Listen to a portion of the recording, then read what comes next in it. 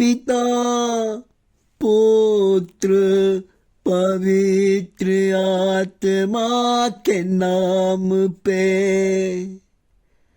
आमीन आमीन आमीन आमीन। ओ पवित्र आत्मा आजा आजा मेरे प्रार्थना में आजा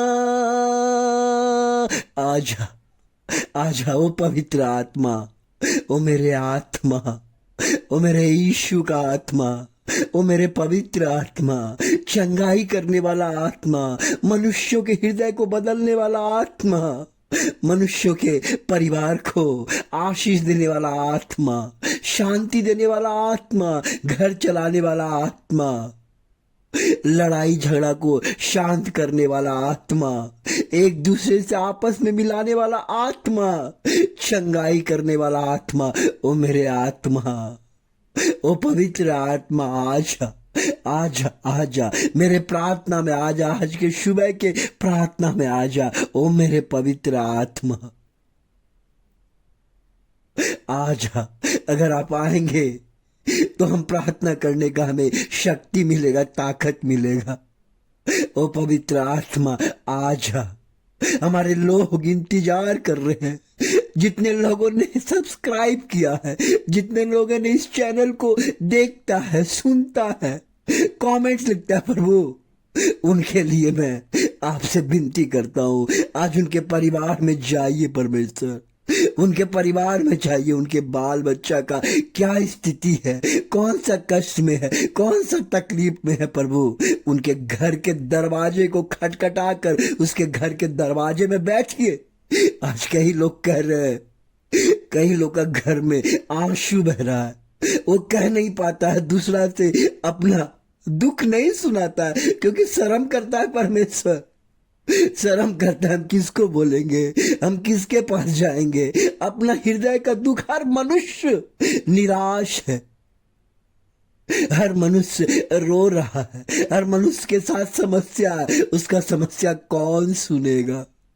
बच्चा एग्जाम लिखने जाता है, पास नहीं होता है, उनके परिवार में बीमारी घेरे हुआ है, पैसे का इंतजाम ले, कितना लोग कर्ज में डूबा हुआ है, प्रभु कितने लोग कर्ज में डूबा हुआ है, एक दूसरे से नहीं बोलता है, अपना मंथली का पेमेंट ईएमआई में जाता है, परमेश्वर वो किसी से नहीं बोलता है। प्रभु उन लोगों को फाइनेंस में आशीर्वाद दे, आशीर्वाद दे परमेश्वर, उन बीमारियों को चंगा कर पिता परमेश्वर, उस गरीब लोगों को भोजन दे पिता परमेश्वर, उस गरीब मजदूर को काम से भर दे पिता परमेश्वर, उस किसान भाई जो खेत में काम करता है परमेश्वर, उसका फसल मर जाता है, घर में जाके बैठ के पत्नी के पास निराश हो जाता है, पति पत्नी बाल बच्चा सब निराश हो जाता है, कहता है क्या हो गया, कुछ भी खेत में लगाता हूँ निराश से निराश हो जाता है, कौन संभालेगा।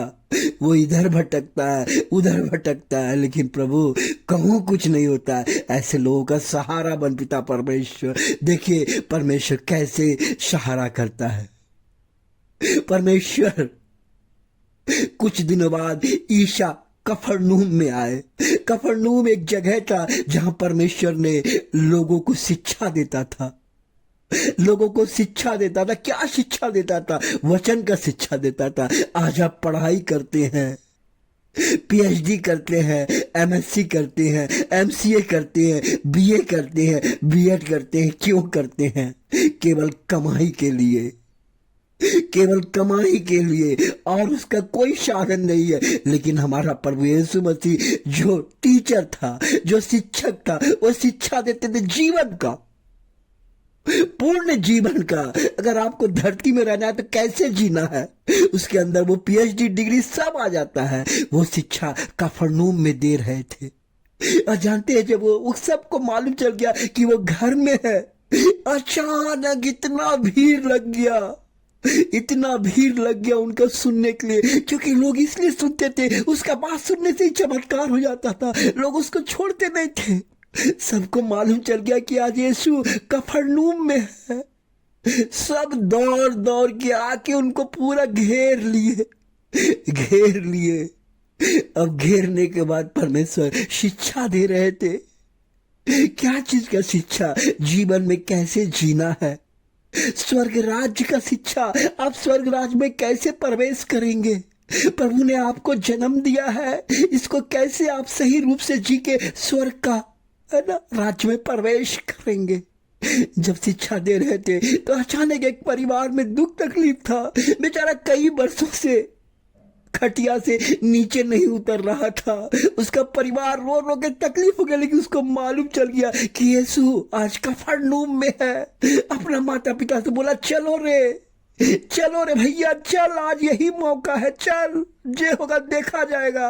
अरे चलेंगे, सब डिसीजन लिया। खटिया बोला, खटिया उठा के चल दिया। अब तो भीड़ देखा इतना कि कैसे खटिया लेके जाएंगे। समस्या है, जब आप अच्छा काम करेंगे आपको मुसीबत आएगा। अब क्या किया, नहीं देखा कि कोई उपाय नहीं है, लेकिन मुसीबत है ना रे, ऐसा मौका कहाँ मिलेगा। अगर यीशु मसीह चला जाएगा तो फिर हम क्या करेंगे? उन्होंने क्या किया, रूम के ऊपर चढ़ के उसका ऊपर का खोली छपड़ी था उसको खोल दिया। खोल के 4 आदमी रस्सी बांध के अब प्रभु जिस नीचे में वचन सुना रहा था वहां उसको गिरा दिया। सभी लोग अचंभा हो गया। क्या आप ऐसा विश्वास करते हैं? क्या आप ऐसा करते हैं? क्योंकि सच्चा विश्वास बाधाओं को तोड़ता। आपका विश्वास अगर अच्छा रहेगा, अगर आप आंख बंद करके प्रार्थना को सुनेंगे, आपके जीवन में चमत्कार होगा। यीशु को आप हल्के में मत लीजिए। यीशु चमत्कार करने वाला, जीवन बदलने वाला राजा है। इसलिए मैं आपसे नम्र निवेदन करता हूं। बोलता है सच्चा विश्वास। देखिए उसका विश्वास था, कोई जगह खाली कर सकता था, लेकिन उन्होंने ये नहीं देखा। हमको करना है तो करना है। उनका विश्वास आ गया। अब विश्वास आने के बाद उन्होंने खपड़ा बीच से उसका घर तोड़ दिया। सोचिए कोई किसी को घर तोड़ने देगा, लेकिन नहीं, जहां यीशु है सब कुछ होगा। जहां यीशु है वहां चंगाई होगा। सोचिए जिसका घर तोड़ा होगा उसको कैसा लगा होगा, लेकिन घर टूटा और ऊपर से 4 रस्सी बांध के, खटिया को बांध करके नीचे उस बीमारी व्यक्ति को जो अर्ध रोगी था उसके पास रख दिया। प्रभु ने बोला, ऐसा देख के परमेश्वर बोला, देखो विश्वास इसे कहते हैं। जो ऐसा विश्वास कहता है, तुरंत ही परमेश्वर ने बोला, जा, तेरा पाप क्षमा हो गया। क्या बोला?